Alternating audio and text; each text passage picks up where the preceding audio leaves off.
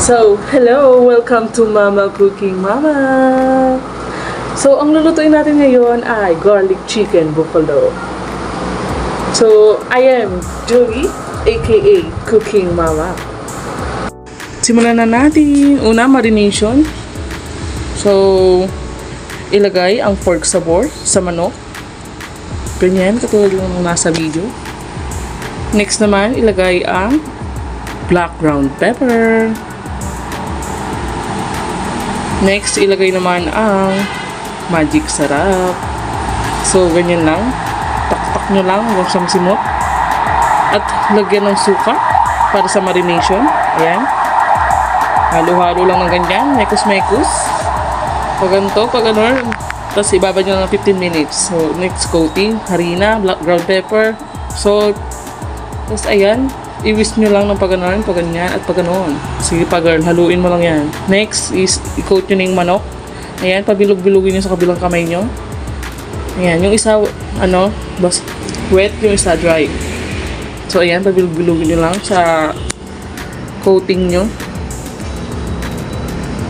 Next naman is frying. Ayan, iprito nyo. Iprito nyo na yan. So, ayan, hanggang sa mag-golden brown, katulad nyan.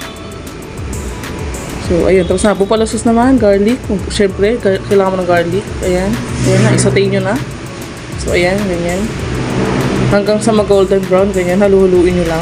Ayan. Katulad yan. Golden brown na. Ayan. Lagyan ng asukal. Lagyan ng ketchup. Ayan. Ganyan. Lagay mo pa, girl. Dagdagan mo pa yan. Ayan. May ketchup na. Simutin, siyempre. Sayang. At halu-haluin. Kailangan mag-combine lahat yan. Pati mantika. Halu-haluin lang. Katulad yan. Pag ganon, pag ganyan. At pag ganito. So, ayan. Next naman is lagyan ng toyo. Ayan. Tansyado lang yan. Tansyameter. Ayan. Para pantay ang lasa. Tamis at alat. Ayan. Halu-haluin nyo lang ng ganyan. Katulad yan. Yan. Tapos lagyan ng konting tubig para medyo dumami ang sauce. Halu-haluin lang uli.